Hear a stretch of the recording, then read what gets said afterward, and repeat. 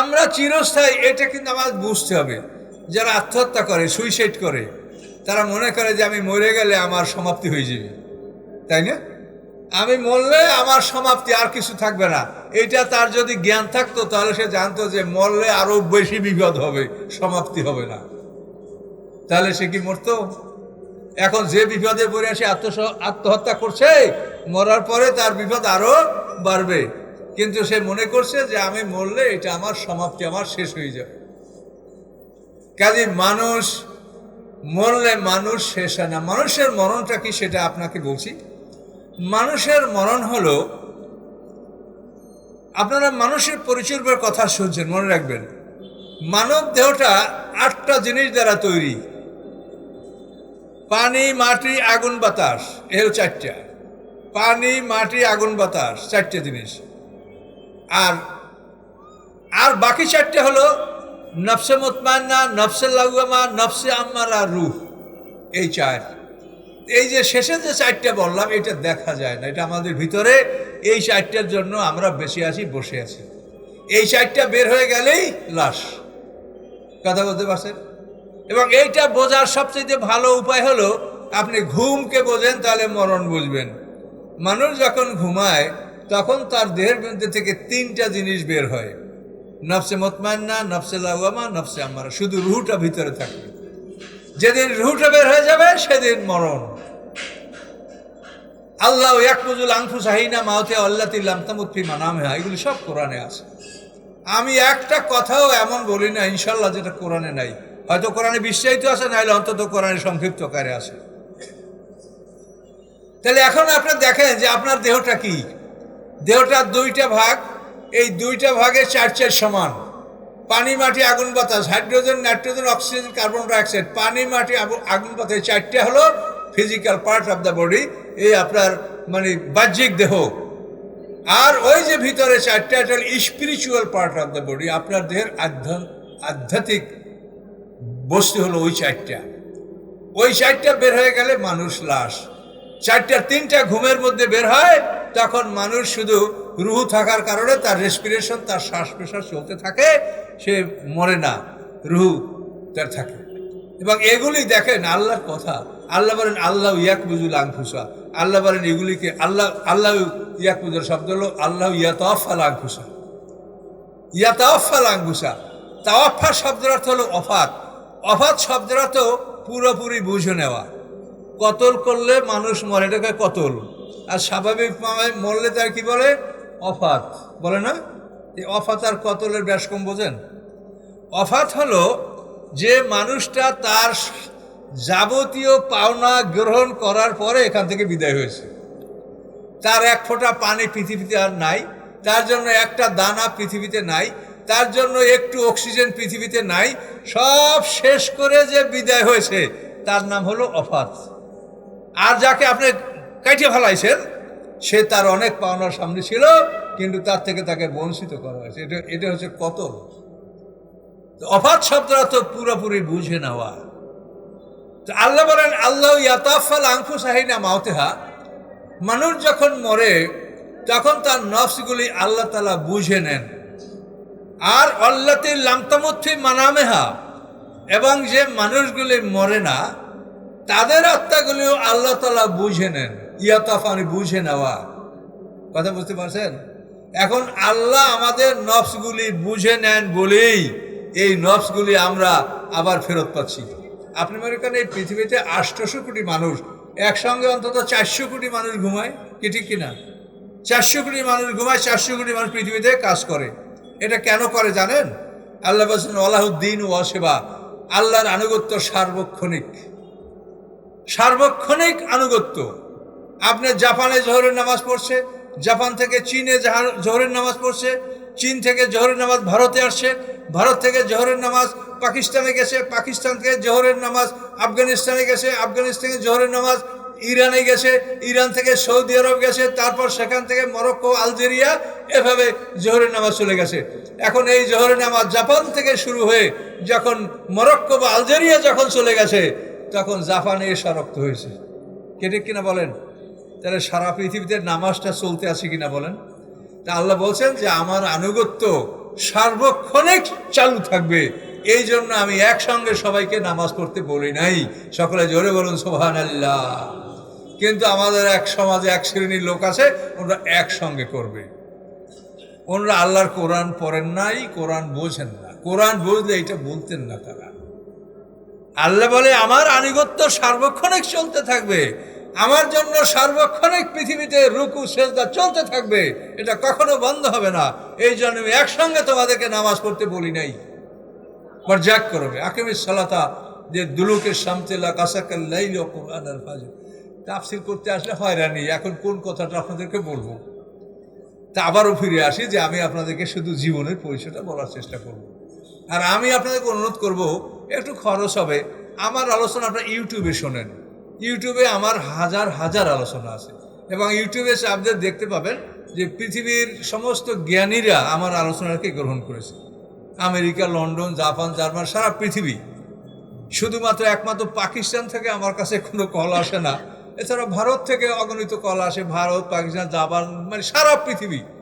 শুধু পাকিস্তান, আমার মনে হয় পাকিস্তানে কোনো বাঙালি বসবাস করে না, এটা হতে পারে। এছাড়া আমি সারা পৃথিবীর থেকে আমার কাছে কল আসে। তা আমার এই আলোচনা আপনারা ইউটিউবে শুনবেন। ধারাবাহিকভাবে আমি পুরো কোরআনের তাফসীর ইউটিউবে দিয়ে দিচ্ছি ইনশাল্লাহ, পুরো কোরআন। আপনারা দোয়া করেন যে এটা অল্প দিনের মধ্যে পুরো কোরআন ইউটিউবে ঢুকে যাবে, তখন কোরআনের যে কোনো আয়াতের তাফসীর আপনারা মোবাইল থেকে, ইউটিউব থেকে আমার তাফসীরটা আপনারা পেয়ে যাবেন।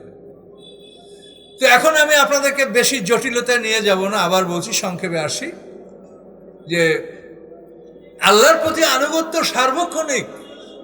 এই জন্য আমরা এখন ঘুমাচ্ছি, পৃথিবীর অপর পিঠের মানুষ ইবাদত করছে, আবার ওরা ঘুমায়, তখন আমরা ইবাদত করি। সার্বক্ষণিক আল্লাহর ইবাদত এটা জারি থাকবে। এই জন্য আল্লাহ সিস্টেম করেছেন। আল্লাহ বলেন আল্লাহ ইয়াতাওয়াফাল আনফুসা, আল্লাহ বলেন নফসগুলিকে আমি হস্তগত করি, আমি হাতে বুঝে নেই। পৃথিবীর একসঙ্গে 400 কোটি মানুষ ঘুমায়, কাজে এই নফসগুলি আল্লাহ তাআলা নিজে যদি বুঝে না নিতেন, এগুলো তো হারায় যেত। হজ করতে গেলে আপনি বাড়ি খুঁজে পান না, কি ঠিক হয়? যারা হজ করতে 2-1 বাড়ি হারাইছেন না এমন কেউ আছেন? আমরাও মানে খুঁজে পাওয়া যায়, বাড়িটা কোনখানে 4 বার ঘুরে খুঁজে পাওয়া যাচ্ছে না। এটা যদি আমাদের এই দুর্গতি হয়, এই জগতে যদি এটা হয়, তাহলে আমাদের এই যে 400 কোটি মানুষের নফসগুলি একসঙ্গে বের হয়, আল্লাহ বলেন আল্লাহ ইয়াতাওয়াফাল আনফুসা, আল্লাহ তাআলা ওগুলি বুঝে নেন। এটা আল্লাহর হাতে থাকে। আল্লাহ এই জন্য সঠিকভাবে আবার আমাদের নফস রুহু আমাদের দেহের মধ্যে পৌঁছে দেন। এটা আল্লাহ যদি বুঝে না নিতেন তো ওরা নিজেরা আসতে পারতো না, আমাদের এলোমেলো হয়ে যেত। অত্যন্ত ভয়ঙ্কর সিস্টেম। তো সম্মানিত সুধী, তাহলে আমরা মানুষের ব্যাপারটা আমরা জানলাম যে ক্ষণস্থায়ী, দীর্ঘস্থায়ী, চিরস্থায়ী। মানুষ হচ্ছে চিরস্থায়ী। আদমকে সৃষ্টি করার পরে এই আমানত আকাশ পৃথিবী পাহাড় অস্বীকার করেছে, কিন্তু আদমকে সৃষ্টি করার পরে আল্লাহ তাআলা আমানত আদমের সামনে রেখেছেন। তাফসীরে বলা আছে একটা ভারী পাথরের মতো আল্লাহ তাআলা এটা রেখেছে, মানে একটা ভারী পাথর। আদম নিজে এটার কাছে গেছে, যে ধরেছে, ধরে তুলে কতখানি উঁচু করে হাঁটু পর্যন্ত তুলে রাইখে দিয়েছে, আর বলে যে আল্লাহ যদি আমাকে বলেন এটাকে আমি আরো তুলতে পারি। তা আল্লাহ বলেন তোলো। এবার আদম ওই আমানত ভারী একটা বস্তু এটা কোমর পর্যন্ত তুলছেন, তুলে আবার রেখে দিয়েছেন। বলেন আল্লাহ যদি বলেন তা আমি এটাকে আরো তুলতে পারি। তা আল্লাহ বলেন তোলো। এবার আদম আলাইহিস সালাম ওই পাথরটা, ভারী বস্তুটা তুলে কাঁধে নিলেন। কাঁধে নেওয়ার পরে যখন নামাতে চাচ্ছেন, আল্লাহ বলছেন যেটা তুমি কাঁধ থেকে নামাতে পারবে না, এটা তোমার বহন করতে হবে। সুবহানাল্লাহ। এই যে আদমের কাঁধে এই বোঝা, আমানতের বোঝা, এই আমানতের বোঝা, আমরা আদম সন্তান, আমাদেরও এই আমানতের বোঝা। এই আমানত আমাদের বহন আমরা করেছি, এই আমানতের দায়িত্ব আমাদের পালন করতে হবে। এটা আল্লাহর পক্ষ থেকে চাকুরি। আমেরিকার প্রেসিডেন্টের অধীনে যদি কেউ চাকরি করে, তো সে যত সুন্দর বাড়িঘর করতে পারবে, বাংলাদেশের সরকারের অধীনে চাকরি করলে ওরকম সুন্দর বাড়ি করতে পারবে? পারবে না। ওরা বড় সরকার, ওদের বেতন ভাতা বড়, আমাদের ছোটদের ছোট আয়। আল্লাহ যে সমগ্র পৃথিবীর যিনি মালিক, আমরা যদি তার চাকুরি করি তাহলে আমরা কি পাবো? আল্লাহ বলছেন, আমার চাকরি করলে তোমাদেরকে 8টা গ্রেডে আমি কলোনি দিব, এবং আমি যে তোমাদের বসত বাড়ি দেবো সেটা সোনার উপর বানাই দেবো আমি তোমাদের। কি আল্লাহ বলছেন না বলেন নাই? কেন পাবো? চাকুরি। তুমি এক রাজার চাকরি করলে তুমি দালান কোঠা করতে পারো, সুখ শান্তি করতে পারো। আল্লাহ বলেন, তুমি আমার চাকরি করলে তুমি কি পাবে? আমি তোমাকে সোনার বাড়ি দেব, তোমাকে চিরকুমারী স্ত্রী দেব, তোমাকে এমনভাবে স্বাস্থ্য দেবে যে প্রসাব পায়খানার ব্যাগ হবে না, তুমি খাবে মেষকম্বার মতো ঢেকুর উঠবে, তোমার পেটে ক্ষুধা লাগবে, তুমি অনন্ত যৌবন লাভ করবে। তুমি যে বয়সে ঢুকবে, 33 বছর বয়সে পুরুষরা ঢুকবে, তুমি কোটি কোটি বছর ওই বয়সে থাকবে, তোমার বয়সের কোনো পরিবর্তন হবে না। তো আল্লাহ বলছে, এটা কেন? আমার চাকুরি তোমরা নিয়েছো, এই চাকুরি করবে, আমি তোমাদেরকে 8টা গ্রেডে তোমাদেরকে এই কলোনি বাড়িঘর সব রেডি, এর সব রেডি করে রেখেছি, আমি তোমাদেরকে দেব। এখন আমার চাকরি নিয়ে যদি চাকরি না করো তাহলে আমি পিটানটাও সেই রকম দিব। কথা বলতে পারছেন? চাকরি না করছেন ভালো, এরা বলছে আমরা পারবো না, বাস কোনো আপত্তি নেই। আল্লাহ বলেন না যে পারতে হবে, তা আল্লাহ বলেন নেই পারবে না, ছাড়িয়ে দিয়েছো। বেশ, তুমি বলছো যে আমি পারবো, আর আসলেই তুমি পারবে, তুমি চেষ্টা করলে পারবে, কিন্তু তুমি যে করো না, এই জন্য তোমাকে শাস্তি হবে। পুলিশে, আর্মি, বিডিআরে যদি কোনো লোক মানে রিক্রুট করে আর যদি অনুপস্থিত থাকে তাহলে তাকে পিটাবে না, তাকে ধরবে না, আসামি তাকে ধরে জেলে দিবে না যে তুমি চাকরি নিয়ে চাকরি করছো না কেন? তাহলে আপনি এটা বুঝে রাখেন যে আমরা আল্লাহর চাকরি গ্রহণ করেছি, এই চাকরি না করলে শাস্তি ভোগ করতে হবে। চাকরি, ইমাম সাহেব সম্মানিত মানুষ, কিন্তু উনি মসজিদের দায়িত্বে আছেন, যদি উনি আল্লাহর হুকুম হয়তো বাইরে গেলেন, কিন্তু উনি ম্যানেজ করে যাচ্ছেন যে এটা মসজিদ এভাবে চলবে, ওনার মাদ্রাসা এভাবে চলবে, কিন্তু এটা যদি না করে যান তো উনি যতই শ্রদ্ধাভাজন হন, মনে মনে বলবেন বা বলবেন, হুজুরে কেমন মানুষ, এই কাজটা করলো না, কি বলবেন কিনা আপনি? যে যেখানে যে দায়িত্বে আছে, আপনারা মাইক ভাড়া করেছেন, এটা যদি আজকে একটা সঠিকভাবে মাইকটা না দিতে পারে, আপনি বলবেন না, এই লোকটা তোমাকে আমরা ভাড়া করেছি, আমাদের মহাভারত নষ্ট করছো। দায়িত্ব নিলে সেটা পালন করতে হবে। তো আল্লাহ বললেন যে তোমরা আমার এই আমানত, এটা দায়িত্ব তোমরা নিলে, এটা করো, আমি তোমাদেরকে বড় পুরস্কার দেব, আর যদি না করো তা আমি ডায়ার পানিশমেন্ট, এক্সাম্পলের পানিশমেন্ট আমি তোমাকে দিব। এমন শাস্তির কথা আল্লাহ বলেছেন, সেগুলি পড়লে আমরা অস্থির হয়ে যাই। কোরআন পাকে সাউর হুকু সৌদা, ওলীদ ইবনে মুগীরার শাস্তি সম্পর্কে আল্লাহ বলেছেন যে আমি ওকে সৌদ পাহাড়ে তুলব। এইটার তাফসিরে লেখছে, সৌদ পাহাড়টা খুব পিচ্ছল একটা পাহাড়, জাহান্নামের মধ্যে, আগুনের পাহাড়। তো এই পাহাড়ে ওই মানুষটা কিভাবে তোলা হবে? গলায় শিকল লাগায়া ফেরেশতারা উপরের দিকে টানবে, আর পিছন থেকে ফেরেশতারা পিটাইতে থাকবে। যখন ও ওঠার জন্য পাহাড়ে হাত দিবে, হাত দেওয়ার সাথে সাথে হাতটা গলে যাবে, গলে যাওয়ার পর তখন টান দিয়ে হাতটা যখন তুলবে, তখন তার হাতটা আবার পুরোপুরি হয়ে যাবে। এভাবে যখন সে পা দিবে, পাটার সাথে সাথে গলে যাবে, তখন পা যখন তুলবে, এই সময়ের মধ্যে তার পাটা তৈয়ার হয়ে যাবে। এইভাবে তাকে শাস্তি দিয়া 70 খরিফ, 700 বছরে 1 খরিফ, এ 70 খরিফ সময় নিয়ে এই লোকটা সৌদ পাহাড়ের উপরে তাকে ফেরেশতারা পিটিয়ে টাইনে এই অবস্থা তাকে উঠাবে, উঠানোর পরে ওখান থেকে তাকে আবার ফেলাই দেবে। এইভাবে তার শাস্তি চলতে থাকবে। সারাবিল মান কাতেরান, আল্লাহ বলেন জাহান্নামীদের জামা হবে আল কাতরার জামা। ফাল্লাযীনা কাফারু কুত্তিয়াতাম সিয়াবুন নার, যারা অবিশ্বাসী তাদেরকে আগুনের কাপড় কেটে পোশাক করে দেওয়া হবে, সরাসরি করে। খুজুহু ফাগল্লুহু, আল্লাহ বলেন ওকে ধরো, ওই আসামিকে ধরো, গো ফেরেশতারাকে ধরো, ফাগল্লুহু, আর গলায় লোহার বেড়ি পরিয়ে দাও। সুম্মা জাহিমা সল্লুহু, এরপর জ্বলন্ত আগুনে ওকে ঢুকাইয়া দাও। সুম্মা ফি সিলসিলাতিন জারুহা সাবুনা যিরান ফাসলুকুহু, এরপর তুমি ফেরেশতাদের হাতের 70 হাত শিকলে ওকে গাঁথো। ফাসলুকু বলে ওকে গাঁথো, পুঁতি গাঁথেন, তসবির মালা গাঁথেন, ছিদ্রের ভিতর থেকে সুতা ঢুকিয়ে গাঁথেন। মানুষকে কেমনে গাঁথা হবে? মুখ থেকে শিকল ঢুকাইয়া মালদার থেকে বের করে গাঁথা হবে। এভাবে গাইতে কি করা হবে? ইউসহাবুনা ফিল হামিম, আল্লাহ বলেন তাকে গরম পানির কুয়ার মধ্যে ফেলে দাও।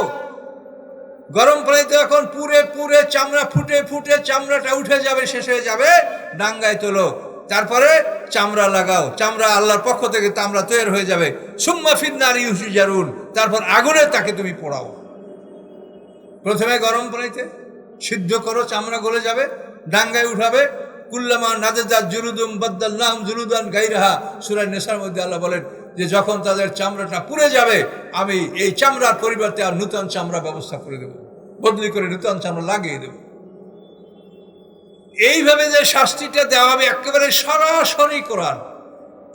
ইয়াতুফুনা বাইনাহা ওয়া বাইনা হামিমিন আন, আল্লাহ বলেন এই আগুন এবং গরম পানি এই দুইটার মধ্যে তার তওয়াফ চলতে থাকবে, সাফা থেকে মারওয়া, মারওয়া থেকে সাফা।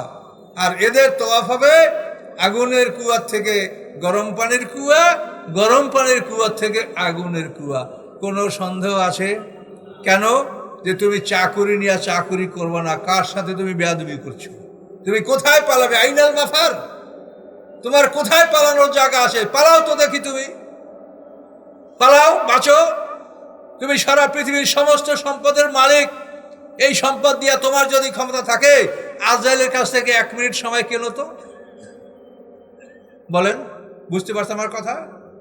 এই সমগ্র পৃথিবীর সম্পদ তোমার, এটা আজরাইলকে দিয়ে তুমি তাকে 1 মিনিট সময় কেন, যে আমি সব তোমাকে দিচ্ছি, আমাকে 1 মিনিট সময় দাও। পারবেন? পারবেন কিনতে? তাহলে আপনি কিসের মালিক, কিসের অহংকার, কিসের গর্ব, কি করছেন আপনি ভেবে দেখেন।